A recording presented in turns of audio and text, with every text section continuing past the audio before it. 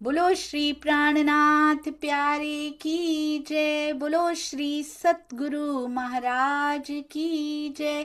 पन्ना धाम की जय। सर्व सुंदर साथ की जय।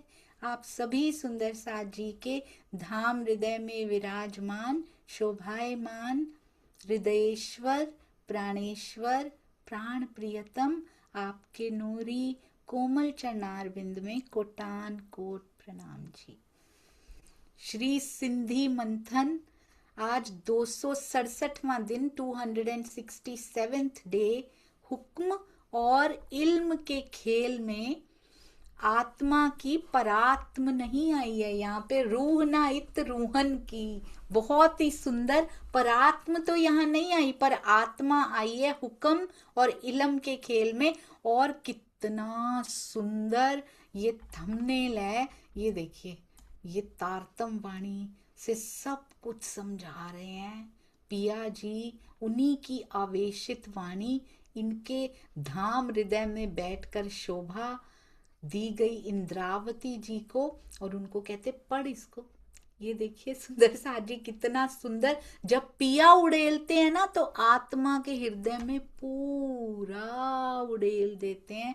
जीव जितनी भी कोशिश करता रहे उसको कभी पूर्ण नहीं मिल पाता। वो अपने हिसाब से जितना ले सकता है उतना डूबता चला जाता है। पर जब पराकाष्ठा होती है और स्टेप्स पता है ना सुंदर साथ जी, जब मिलता है जीव को उसके बाद विरहा में बढ़कर पिया के दीदार के बाद जो प्रेम उड़ेला जाता है ना, तो पूरा का पूरा इल्म अंदर समा जाता है। कुछ भी दुराव छिपाव पिया जी रखते नहीं है। इसीलिए महाराज जी को जब दर्शन हो जाते हैं ना, उसके बाद हाथ में भी नहीं है उनके तो ब्रह्मवाणी, पर उनसे कोई दुराव छिपाव नहीं है। वाणी भी ऐसे अंदर से निकलती है।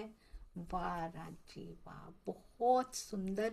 हमारी भी आत्म की दृष्टि इसी प्रकार जाएगी और जरूर जाएगी।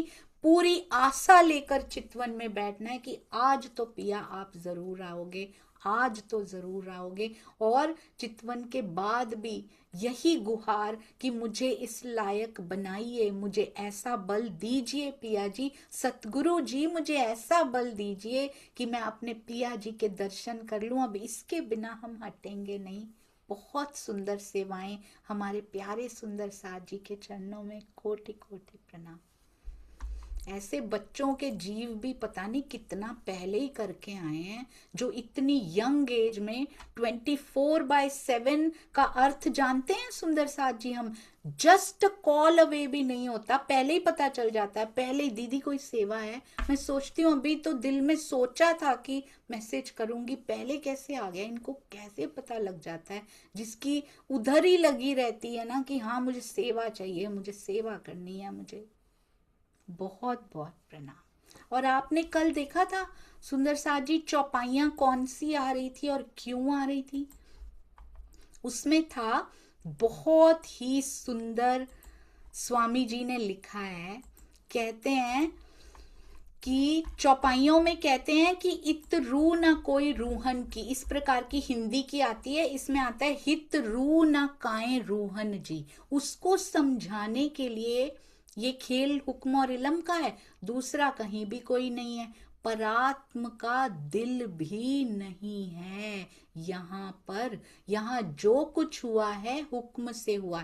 इसका अर्थ ये नहीं है कि यहाँ कोई आया ना गया, यहाँ कोई आत्म ही नहीं आई। आत्म आई है, 28वां कलयुग हुआ है भाई। ब्रह्मवाणी पूरी उसी से भरी पड़ी है। अर्श से नहीं आ सकता पर नजर तो आ सकती है। सुंदर साथ जी एक बात कहूं, यहाँ पे मेरे मन में ना एक थोड़ा सा वो रहता था कि नजर तो एक ही होती है ना हमारे पास। अब मेरी नजर है कहीं भी जाएगी, अंदर से बाहर से एक ही होती है ना, दो जगह कैसे जा सकती है?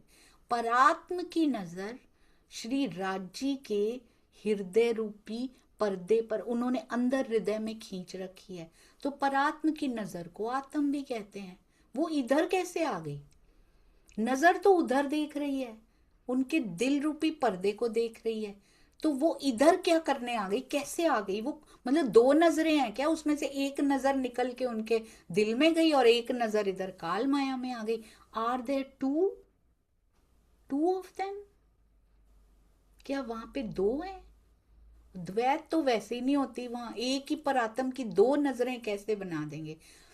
सिंधी में आज थोड़ा सा मैं आगे की चौपाई पढ़ रही थी सुबह बैठ के, तो उसमें ये इतना सुंदर क्लियर किया गया ना। आइए हम उन चौपाई पे चलते हैं, आई होप कि वहां आज पहुंच जाएंगे। नहीं तो जैसे तेरी स्क्रिप्ट है, तू जाने जहां ले जाओगे वहीं ठीक है जी। ये देखिए सुंदर सा जी, जी मैं शेयर करती हूँ। इतनी प्यारी सेवा की हुई है हमारे प्यारे सुंदर साथ जी ने इन चौपाइयों को सजाने की। ये देखिए, हम यहाँ पे थे कल कि साल जी, ये सब हमने पढ़ लिया था, 13 के 13 पॉइंट्स हमने पढ़ लिए थे। यहाँ पे क्या शो किया गया, ये चौपाई आई ही क्यों? तो स्वामी जी ने इसमें लिखा था, कहते हैं इस चौपाई के तीसरे चरण में लिखा है ना कि रूहों की रूहें, अर्थात हित रू ना काए रूहन जी, ये इसके बारे में बात हो रही है, इसलिए रेफरेंस की चौपाइयां आई। कहते हैं परात्म का दिल होता है, इसका मतलब क्यों परात्म का दिल होता है? ये चौपाई आई थी रेफरेंस की, अल्लाह मोहबा मासूक सो खासी खसम दिल। तो बड़ी रूह श्यामा जी राज्य की हृदय स्वरूपा है, हम सबको पता है, और सखियां उनकी हृदय स्वरूपा है। कैसे पता लगा? ये भी चौपाई से बता रहे हैं, हादी नूर है हक का। हादी मतलब श्यामा जी, वो हक का नूर है, उनके दिल का स्वरूप है, उनकी हृदय स्वरूप है। और रूहें हादी अंग नूर, रूहें श्यामा जी की हृदय स्वरूपा है। आदि कथनों से स्पष्ट है कि परात्म के तनों को रूहें कहा गया है। इसी प्रकार परात्म के दिल को रूह की भी दिल, रूह का दिल यानी रूह की भी रूह कहा जाता है। तो यहाँ परात्म का दिल नहीं आया है। इसी को क्लियर करने के लिए ये पूरी चौपाई हमने पढ़ी, और उसमें से क्या पता लगा हमें कि अरब में श्यामा जी नहीं आई थी, अरब में अक्षर ब्रह्म आए थे। पर इससे ये भी तो पता लगा ना सुंदर सा जी की हम यहाँ आए तो हैं, कम से कम अरब में नहीं आए थे, पर देवचंद्र जी के साथ तो आए हैं ना। तो तब हम सब सखियां श्यामा जी के साथ आई, तो ऐसा नहीं है कि यहाँ कोई आया ही नहीं है, नजर आई है यहाँ पे। और इस चौपाई को थोड़ा सा 13 पॉइंट्स के बाद इसको आगे पढ़ते हैं, ये पूरा हमने पढ़ लिया था। अब नेक्स्ट ये रेफरेंस की चौपाई आती है यहां से, देखिए, श्री राजी का दिल ही सबके, श्री राज्य का दिल ही सबके प्रेम का आधार है, इसलिए परम धाम में उनके दिल से प्रकट होने वाली, जी आई थिंक ये दिखाई नहीं दे रही उधर, जी अब दिखाई देंगी जी। श्री राज्य का दिल ही सबके प्रेम का आधार है, इसीलिए परम धाम में उनके दिल से प्रकट होने वाली प्रत्येक वस्तु को रूह कहकर संबोधित किया जाता है। हर वस्तु को वहां रूह कहा जाता है। इससे ये कैसे पता लगा? या पहाड़ या तिनका, सो सब चीज विद आत्म, सबको आत्म, आत्म की तरह ही है। सब देत दिखाई जाहिर, ज्यों देखिए माहे चसम। श्री श्रृंगार चौपाई प्रकरण 26 और चौपाई 6। ये देखिए, या पहाड़ या तिनका, वही चौपाई। परम धाम में चाहे कोई विशाल पर्वत यानी पहाड़ हो या छोटा सा तिनका, सभी क्या है? विद आत्म, आत्म स्वरूप ही हैं।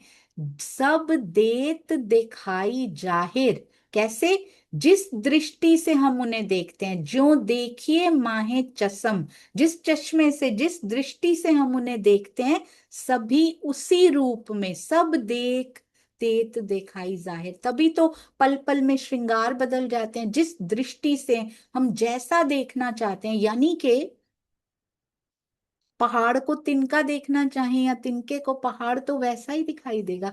यहाँ एक्सप्लेन नहीं किया जा सकता इन भावों को, दे आर नॉट एक्सप्लेनेबल, यहाँ पे विश्वास ही नहीं आएगा। यहाँ पे कुछ साल पहले अगर कहते थे ना सरकाश्री कहा करते थे उस समय पे, पता है ऐसा हुआ करेगा कि हम देख के बात किया करेंगे तब, जैसे परम धाम में होता है ना कि कोई सखी पुखराज पहाड़ में है, कोई मानिक पहाड़ में है, कोई बड़ी रांग में है, चौथी भूम में होते हुए नृत्य को वो भी देख सकती हैं, वहीं से देख सकती हैं। और विश्वास नहीं आता था इस दुनिया में कैसे देख सकती हैं, तो कहते थे यहाँ भी ऐसा ही होगा, चाहे कोई कितनी भी दूर बैठा हो, तुम शक्ल देख के उससे बात कर पाया करोगे, और वो वहां का वीडियो तुम्हें दिखा दिया करेगा सामने। आज वीडियो कॉल्स होती हैं। अभी अभी हमने दर्शन कर लिए महामंगलपुरी धाम मूल मिलावा मंदिर के, हमने दर्शन कर लिए, कितनी दूर बैठे हैं हम सब और एक दूसरे को देख पा रहे हैं। तो वहां पे मानिक पहाड़ से क्यों दिखाया गया ये यहाँ,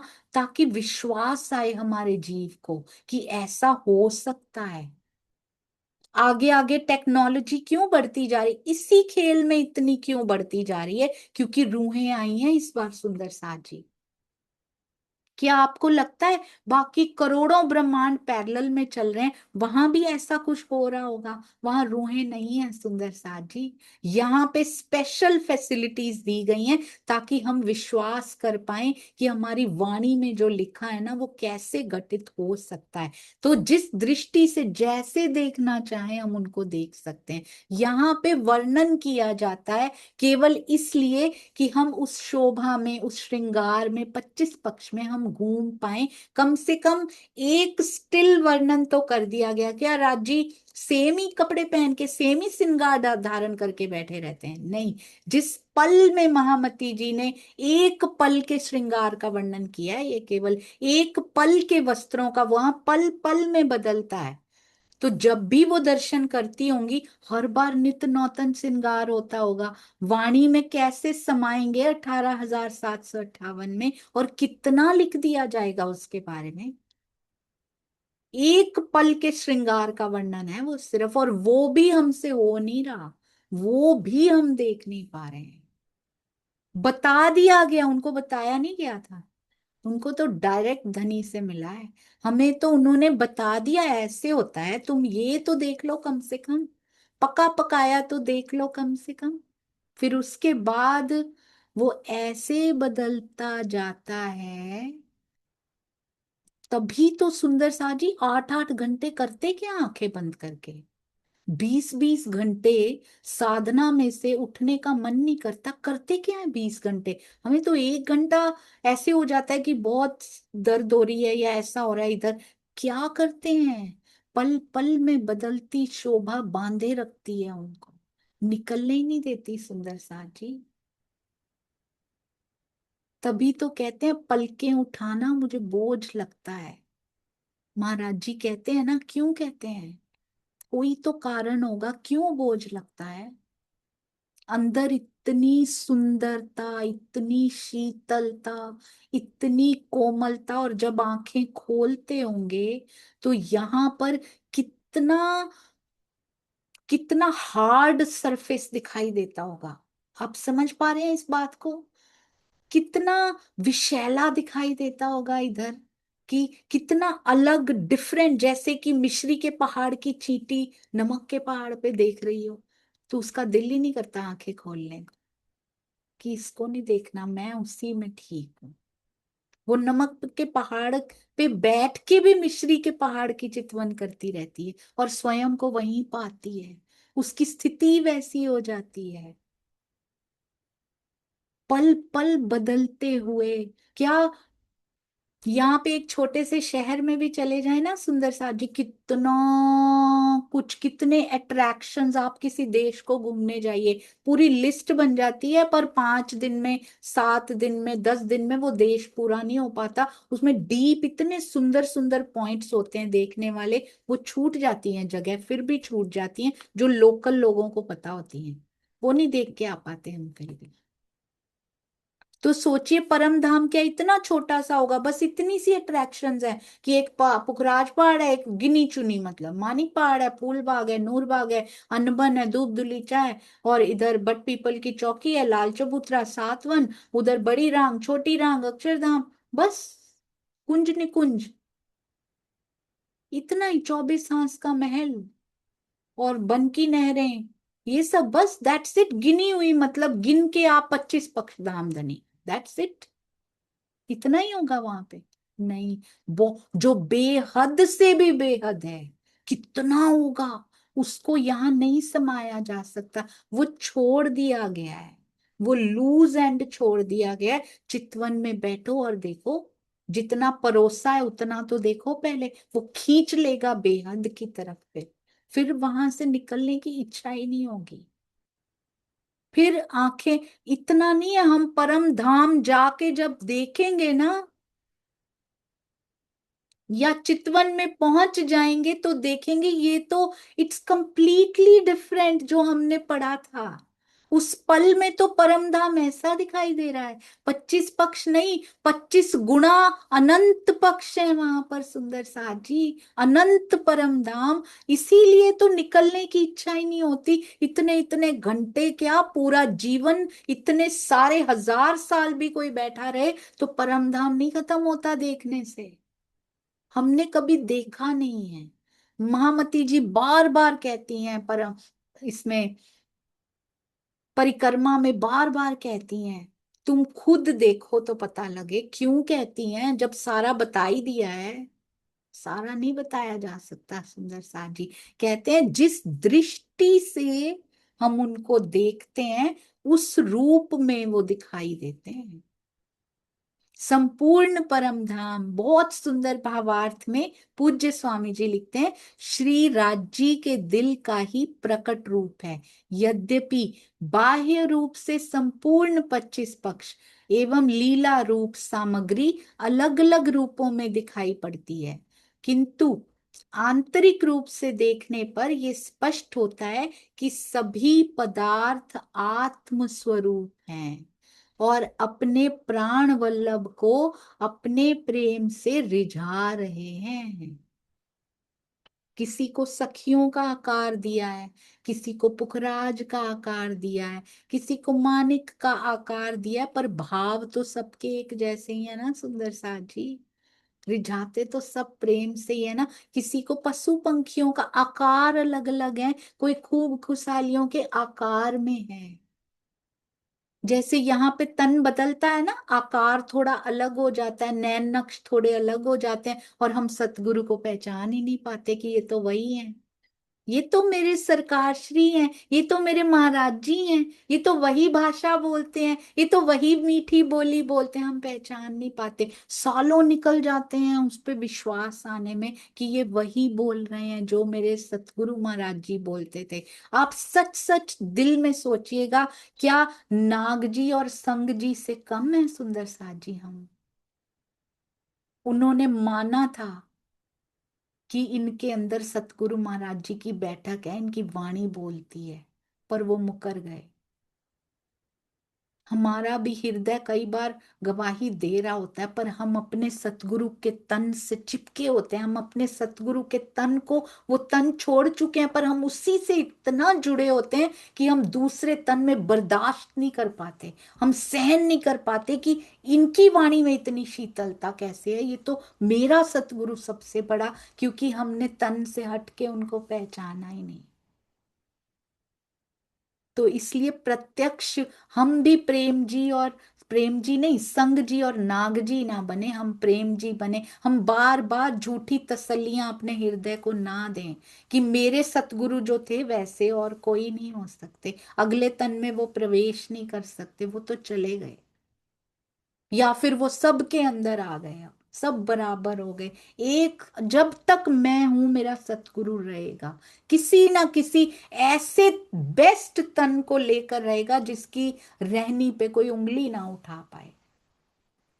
कहते हैं संपूर्ण परम धाम अलग अलग रूपों में दिखाई पड़ती है, किंतु आंतरिक रूप से देखने पर यह स्पष्ट होता है सभी पदार्थ आत्म स्वरूप हैं और अपने प्राण वल्लभ को अपने प्रेम से रिझा रहे हैं। ये क्यों आई थी चौपाई कि हम सभी आत्म स्वरूप हैं, या पहाड़ या तिनका क्यों आई? प्रत्येक वस्तु को रू रू ना कोई रूहन जी को कर रहे हैं ये एक्सप्लेन, प्रत्येक वस्तु को रूह कहकर संबोधित किया है। ये देखो, 100 सब चीज विद आत्म, आत्म कहकर, रूह कहकर संबोधित किया गया सब चीजों को। ये कड़ी से कड़ी जुड़ रही है सुंदर सा जी। मैं तो ऐसे ही करती थी, हम मैंने तो टीके के भी पूरे तो पढ़े भी नहीं है, जितना भी पढ़ा टीका का भी परायण नहीं किया। पढ़ते जाओ आगे, बस पता ही नहीं पिछले के साथ क्या इसका लेना देना है।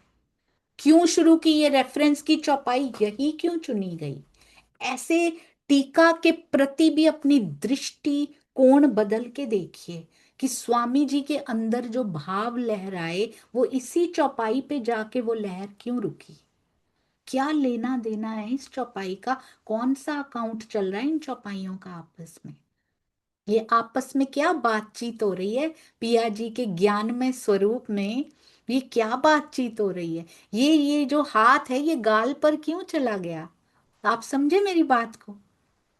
क्योंकि अंग कहा गया है ना, कर कर किरंतन, कर किरंतन कहा गया ना, हाथ किरंतन होते हैं। मुखार बिंद क्या होता है?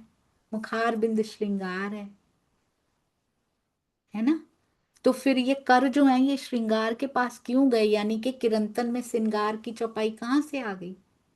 आज पिया के हस्त कमल ने अपने ही गालों को क्यों छू लिया? आज नासिका को क्यों छू लिया उन्होंने?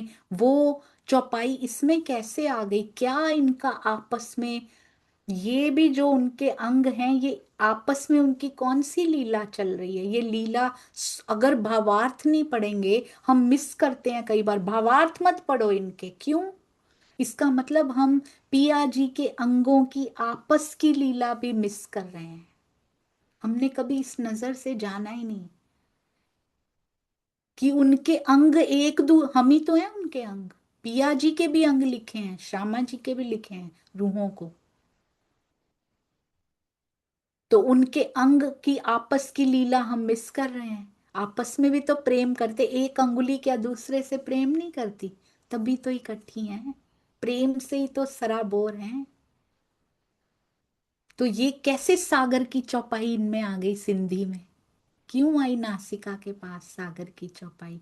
कंठ और नासिका की अंदर की नस जो मिली हुई है वो क्या बताना चाह रहे हैं हमें इसमें?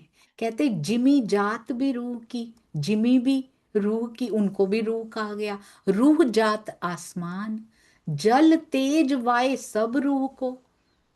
उठ रही है ये चौपाई, उठ रही है सुंदर सा जी। कभी कभी लगता है ये स्क्रीन से बाहर निकल रही हो, जैसे ये टिक नहीं रही है वहां पे, ये स्थिर नहीं रहना चाह रही। अब ये तब तक स्थिर है जब तक हमारे अंदर विषय वासनाओं के विकार हैं, तब तक ये एक पेपर के ऊपर या एक स्क्रीन के ऊपर है, ये उठ उठ के आती है।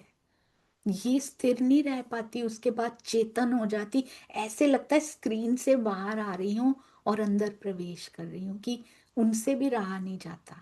क्योंकि स्वामी जी कहते हैं जिसको प्रेम ज्यादा होता है उसको तड़प भी ज्यादा होती है। दो आंसू अगर बह गए, अंदर ही अंदर भी बह गए, ये चौपाइयां यहाँ नहीं टिकी रहेंगी।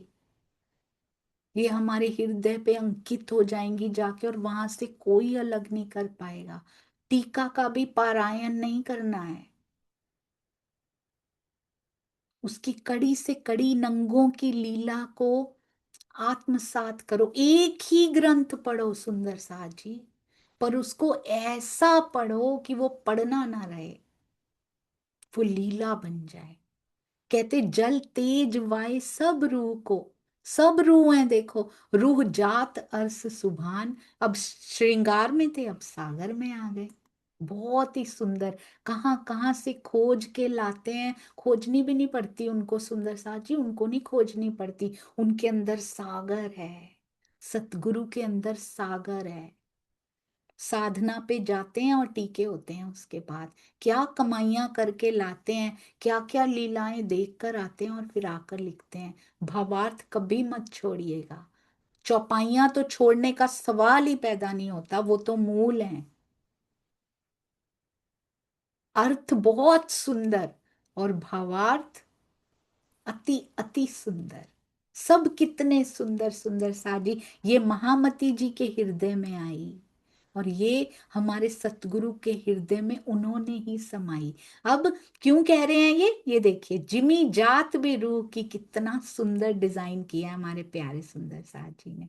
परम धाम में सभी ब्रह्म सृष्टियां श्री राज जी की अंगरूपा हैं। जिमी जात भी रूह की, इसीलिए वे उनकी स्वरूपा हैं। वहां की धरती भी आत्म स्वरूप है, वो भी आत्मा है, और कोमल हो जाती है।